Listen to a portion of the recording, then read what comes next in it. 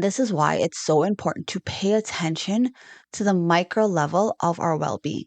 Literally everything we do, everything we eat, everything we consume mentally, physically, how we move influences our health on an atomic level.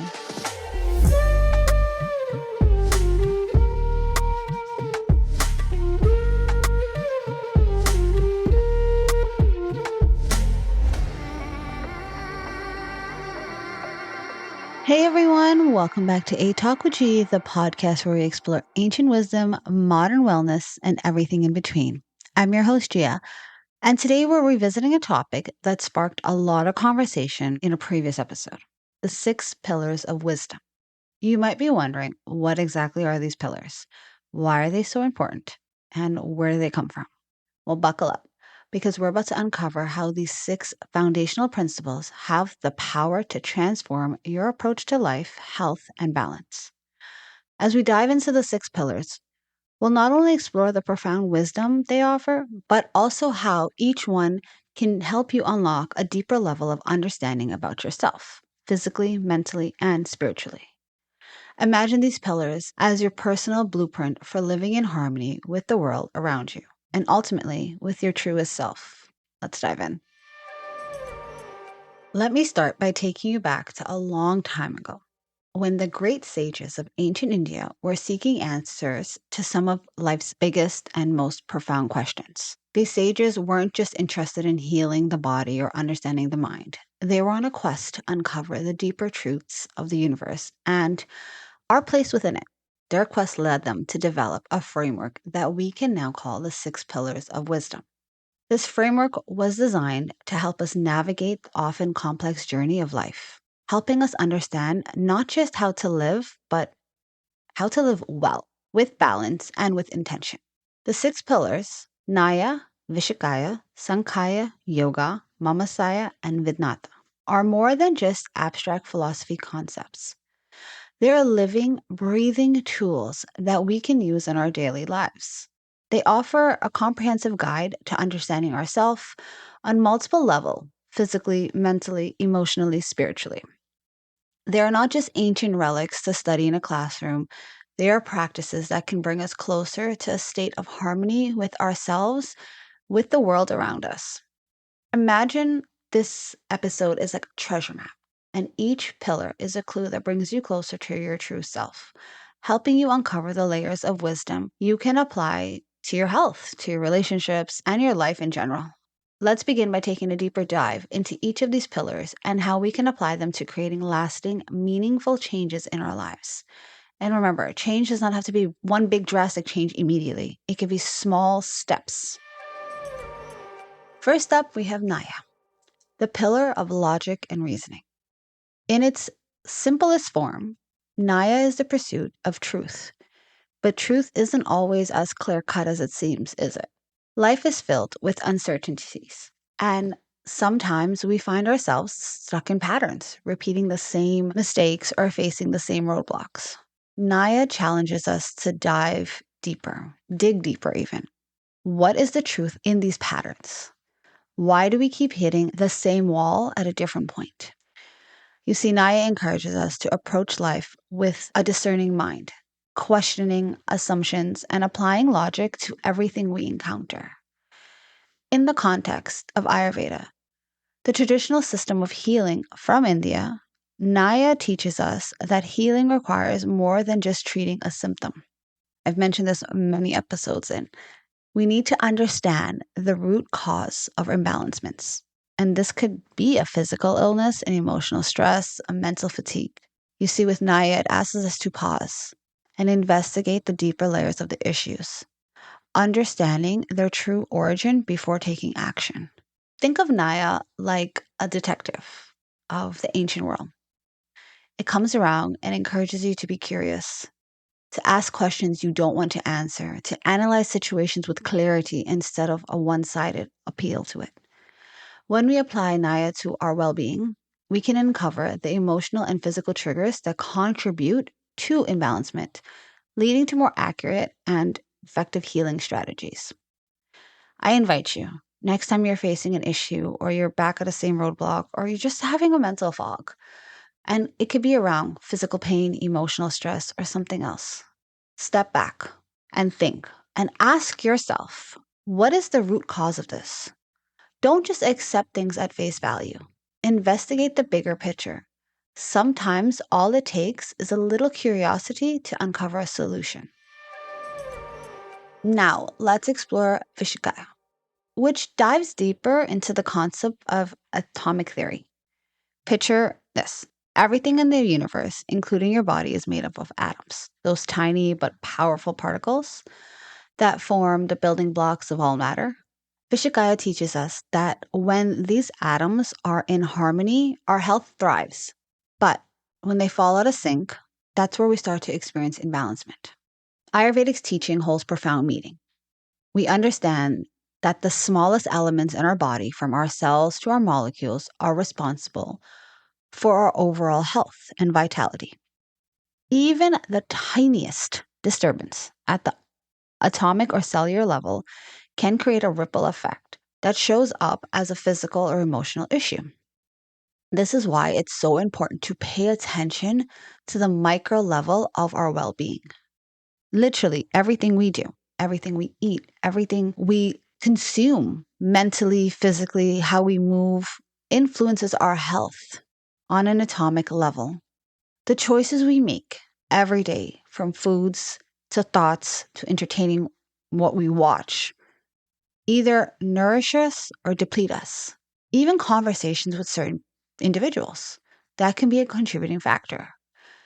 When we focus on the smallest foundational details, we can start to create positive shifts in our energy and well being.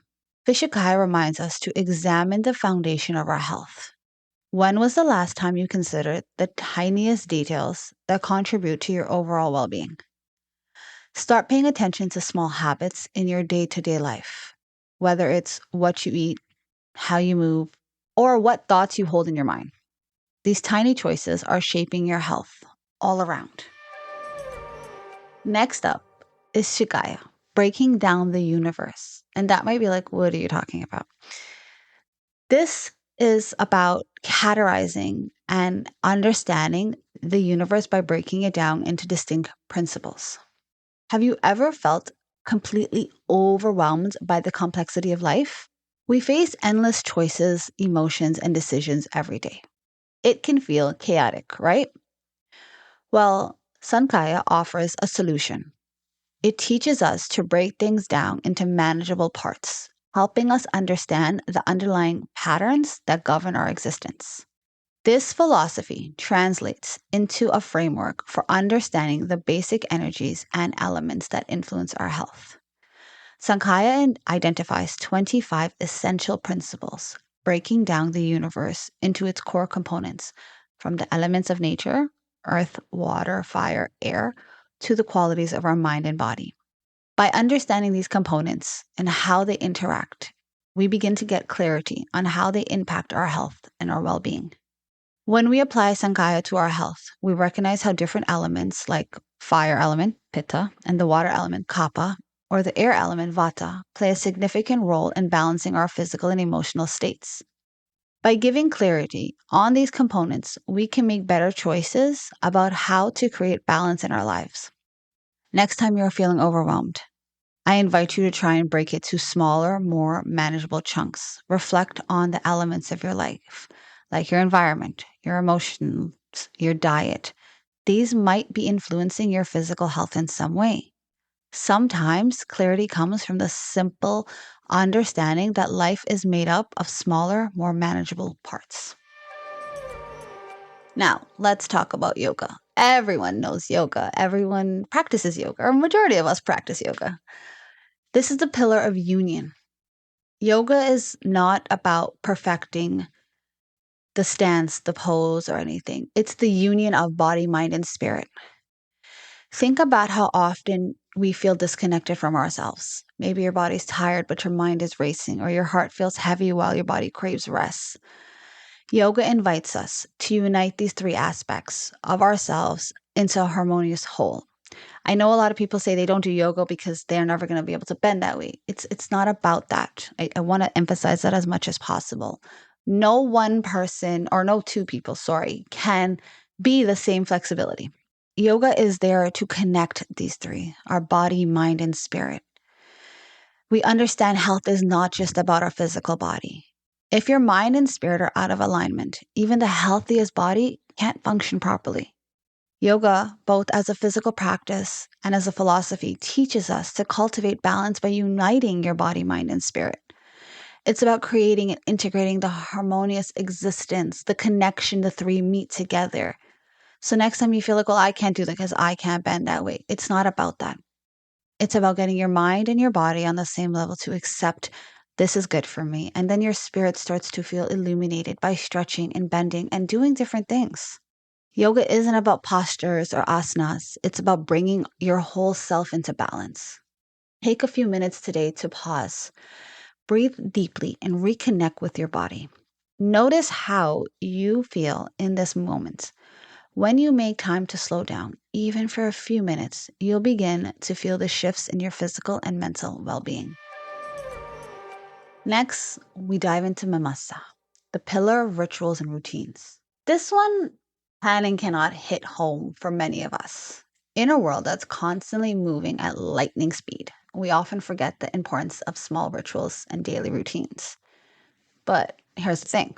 The little rituals we engage in every day, whether it's our morning routine, eating habits, or how we wind down at night, can again either nourish or deplete us. Mimamsa teaches us that consistent actions we take, no matter how small, have a profound impact on our health. It's not about making drastic changes. It's about the small conscious choices we make daily that shape our well-being over time. A lot of you are probably like, well, I don't have a daily routine, but you do. You wake up at a certain time. You either eat breakfast or get a coffee at a certain time. You're either on your way to work, on your way to school at a certain time. You come home, you have a routine, your lunch is at a usual time. Those are all routines. Adjusting it, tweaking it in the slightest way can change something. Start paying attention to those. Start paying attention to those kind of routines. Do you have a ritual that nourishes your mind, body, and spirit? Maybe it's something as simple as drinking a glass of water first thing in the morning or practicing a few minutes of mindfulness before bed. The consistency of these small rituals create a ripple effect, improving your overall health and sense of well-being. Finally, we come to Vedanta, the pursuit of the end of knowledge. This pillar teaches us that true wisdom is not just about accumulating intellectual knowledge. It's about realizing the interconnectedness with the universe. It encourages us to understand that we are not separate from the world around us, but a part of it. The ultimate goal is to live in harmony with yourselves and everything around us. It's not about memorizing facts or accumulating information. It's about embodying wisdom in every part of our daily life, seeing the interconnectedness of all things and living in alignment with this deeper truth. I invite you, take a moment each day to reflect on your deeper purpose. Many of you are going to be like, I'm not doing that. Try. You don't have to share with anybody if you're not comfortable. You don't have to get a voiced opinion, but try and connect with nature, meditate, or simply sit in silence to feel the vastness of the universe around you. When we touch deeper layers of ourselves, we begin to unlock a level of wisdom that transcends knowledge. How many of you can say that you can sit in a silent room for at least 5 minutes and just not have anything going on? That's transcending the knowledge around you always. And that's it for today's episode on the 6 pillars of wisdom. These principles are not just for scholars, philosophers, and they're not just ancient, quote unquote. They're for anyone seeking to live a more balanced, meaningful life. Whether you're healing physically, mentally, or spiritually, these pillars are your roadmap to well-being. And again, they don't have to be done in drastic shifts and changes. Small, intentional steps each day brings you closer. If you're ready to dive deeper and integrate these teachings into your life, be sure to check out my website, www.soul-sinks.com, for more personalized resource and guidance. Thank you for tuning in today. Don't forget to subscribe, share this episode with someone who could benefit, and leave a review. Until next time, remember, Wisdom isn't something you acquire, it's something you embody. Stay balanced, stay mindful, and keep striving for harmony.